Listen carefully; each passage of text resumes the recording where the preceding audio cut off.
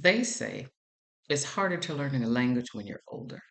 I say challenge accepted. Hi, I'm Anita. I'm retired, but I am rewiring my brain to learn this new language and rewiring my life through travel, wellness, and now Spanish. I heard the scientists say that when you learn a new language, you're putting new neurons to work, new pathways in your brain, and it helps your aging process. So I'm going to help my aging process by studying Spanish. And I want to do it on this platform because the 60 and over crowd needs to know that this is something that we can do. When you're retired, you have time. When you want to travel through South America or Latin America, you have time and you can connect better with the locals when you know a language. One of the things that we do because we have home training is we speak to people. So we already say hola, we already say buenos dias, we already say buenas tardes. We already do that. But I want to hone it a little bit more and connect a little bit more. I don't know if you know this, but the H in Spanish is silent. So when you're in the Spanish speaking country and you say hotel, it's hotel. It is not hotel, it is hotel. So that's Spanish number one. And you actually know more Spanish than you think.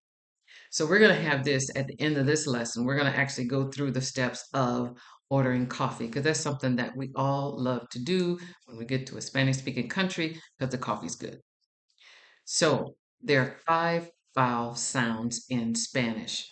Our normal A, E, I, O, U. In Spanish, it's E, O, U. The A sounds like the A in father, so it's always A. The E is E. I know it sounds a little more like an A, don't it? But it's E. And the I is E, a long E sound, but it's a I, and that will trip you up. You got to take your breath and think about it. O, easy O, just short, and U. U is U. It's like pronounced like moon, but shorter. U. So that's important because when you see stuff in writing, you will know kind of how to pronounce it when you see it in writing. So let's get to the coffee part.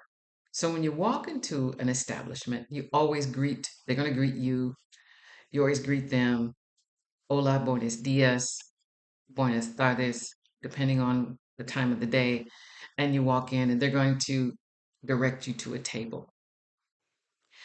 The table, word for table is la mesa. They may or may not say it, they just might guide you to it, just so you know it's la mesa. And when you sit down, they'll give you, hopefully, they'll give you a menu. Sometimes you have to take a picture of the table. There's like a QR code on the table and you get the menu that way. I don't really like that, but it's a thing. But if you ask for a menu, you will get a menu. And generally, they're, when they see you're a little bit older, they will give you a menu, even though you have your phone. So that's the other thing, too, I wanted to bring up. You have a smartphone. You have a smartphone. This will take a picture, and you probably know this when you go to Google Translate, just in case you don't, I'm going to say it. You can take a picture of the words on the menu, and they will translate automatically in English.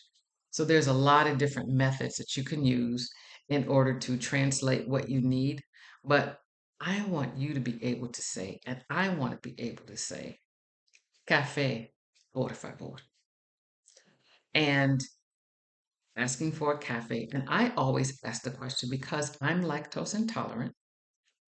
¿Tienes leche con almendras?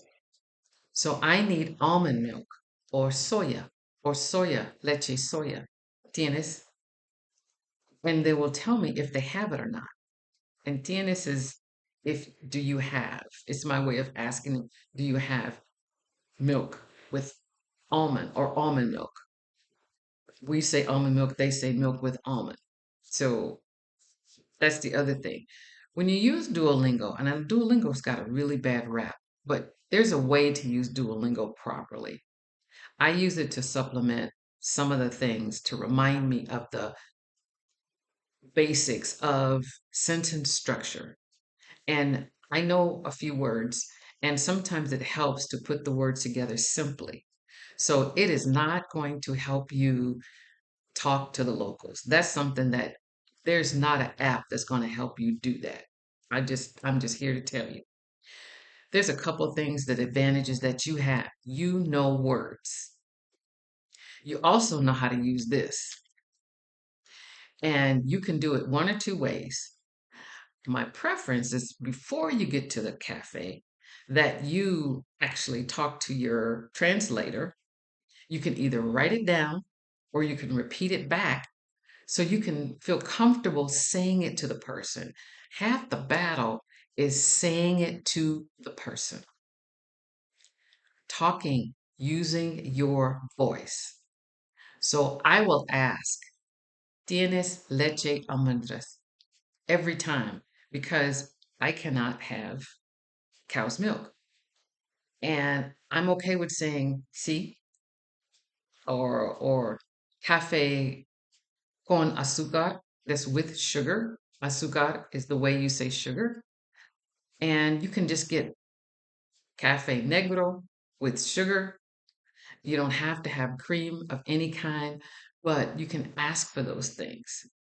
So I would highly recommend that you practice a little bit.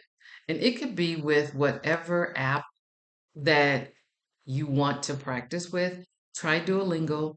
There's another girl that I really, really liked when I first started. Her name was Anna, and she has a video, Butterfly Spanish. She teaches alphabet and how to pronounce the vowels.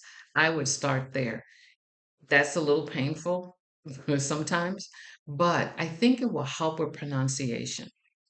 So we just learned how to order coffee just like that.